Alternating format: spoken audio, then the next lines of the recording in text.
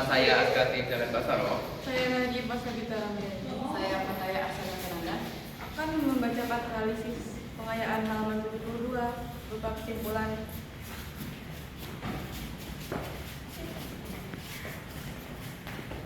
Paragraf 1. Kesimpulannya, ketidakpastian perekonomian global meningkat karena kebijakan moneter yang lebih ketat di negara maju mengarah pada pertumbuhan ekonomi yang lebih lambat dan meningkatnya resiko resesi meskipun beberapa lembaga internasional memperbarui proyeksi pertumbuhan ekonomi ke atas.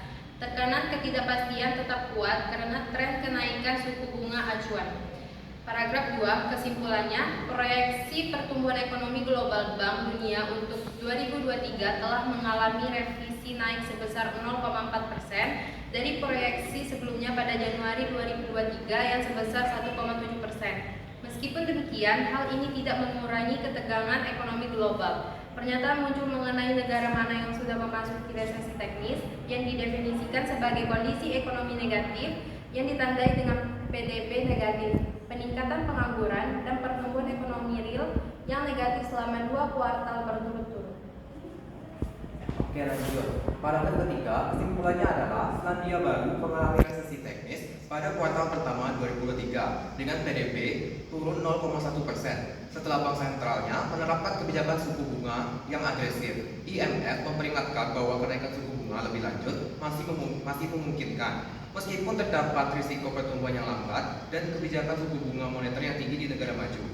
Lalu, paragraf keempat kesimpulannya adalah pertumbuhan ekonomi global diproyeksikan mencapai 2,7% dalam kurun year on year dengan resiko pertumbuhan terutama di Amerika Serikat dan Tiongkok. Meskipun suku bunga Amerika Serikat tinggi di kisaran 5% sampai 5,25%, inflasi Amerika Serikat tetap tinggi di 4% pada Mei 2023. Kebijakan moneter tetap ketat di Eropa, sementara di Jepang masih longgar. Di Tiongkok, pertumbuhan ekonomi melambat di tengah inflasi yang rendah, mendorong pelonggaran kebijakan moneter. Tarik menarik antara Amerika Serikat dan Tiongkok juga memperlambat ekspor Cina ke Amerika Serikat, mengurangi daya dorong ekonomi Tiongkok.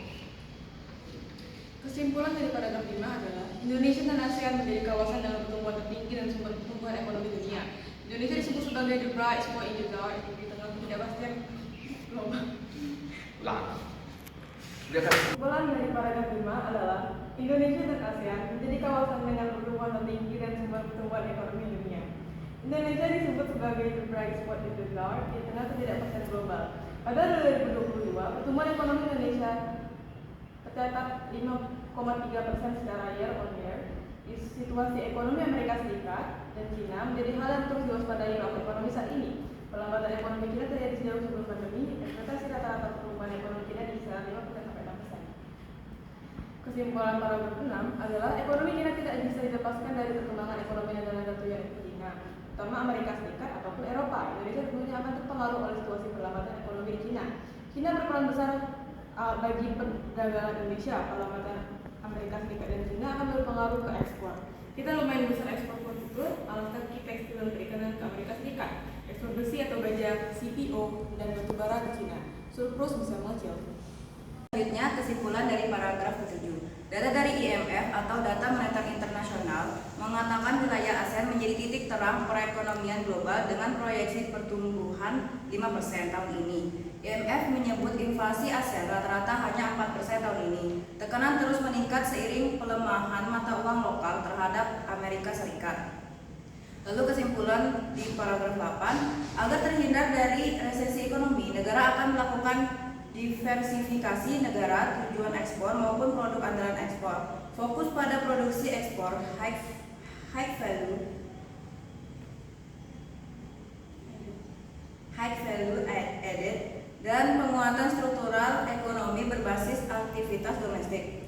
Lalu untuk mengatasi perlambatan yang tajam, Bank Sentral dapat melonggarkan kebijakan jika inflasi sekarang jam istirahat. Meningkatkan pengeluaran pemerintah. Now is the break time.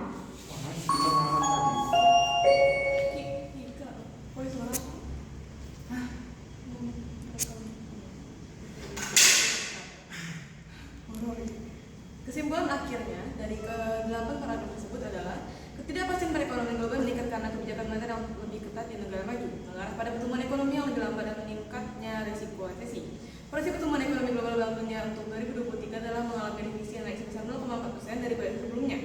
Selandia Baru mengalami resesi teknis pada kuartal pertama 2023 dengan PDB turun 0,1%.